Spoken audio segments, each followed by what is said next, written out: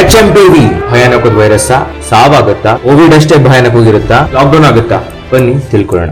ಕೇಳಿ, HMPV ಏನ್ ಹೊಸ ವೈರಸ್ ಅಲ್ಲ. ಇದು ಸುಮಾರು ವರ್ಷದಿಂದ ಆಲ್ರೆಡಿ ಇದೆ. ಹಂಗಂತ ಕೋವಿಡ್ ಕೂಡ ಹೊಸ ವೈರಸ್ ಏನಾಗಿರಲಿಲ್ಲ. ಹಾಗಾದ್ರೆ ಗಾಬರಿ ಕೂಡ ಅವಶ್ಯಕತೆ ಇದೆಯಾ?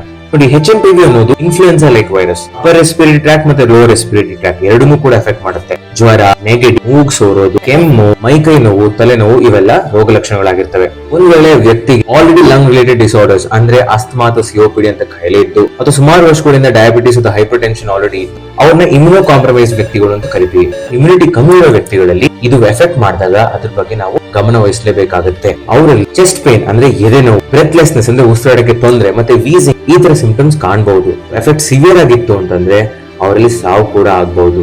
ಮತ್ತೆ ಯಂಗರ್ ಏಜ್ ಅಂದ್ರೆ 10 ವರ್ಷದಿಂದ ಕೆಳಗಡೆ ವಯಸ್ಸಿನ ರೋಗಿಗಳು ಕೂಡ ನಾವು ಗಮನ ವಹಿಸಬೇಕಾಗುತ್ತೆ. ಏರ್ ಡ್ರಾಪ್ಲೆಟ್ಸ್ ಅಂದ್ರೆ ಕೆಮ್ಮದಾಗ ಡ್ರಾಪ್ಲೆಟ್ಸ್ ಇಂದ ಸ್ಪ್ರೆಡ್ ಆಗುತ್ತೆ.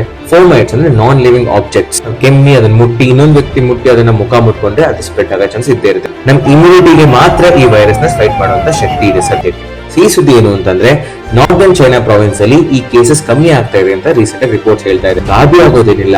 ಆದಷ್ಟು ನಾವು ಪಬ್ಲಿಕ್ ಗ್ಯಾದರಿಂಗ್ ನ ಅವಾಯ್ಡ್ ಮಾಡೋಣ, ಮಾಸ್ಕ್ ಹಾಕೊಳ್ಳೋಣ. Early prevention is the cure. ಆದಷ್ಟು ಸೇಫ್ ಆಗಿರೋಣ, ನಮ್ಮ ಇಮ್ಯುನಿಟಿ ನಾವೇ ಸ್ಟ್ರಾಂಗ್ ಇಟ್ಕೊಳ್ಳೋಣ ಮತ್ತೆ ಎಲ್ಲರೂ ಸೇರಿ let's win this virus together. Until we meet in the next video, stay connected with Dr. V. Jason Gowda.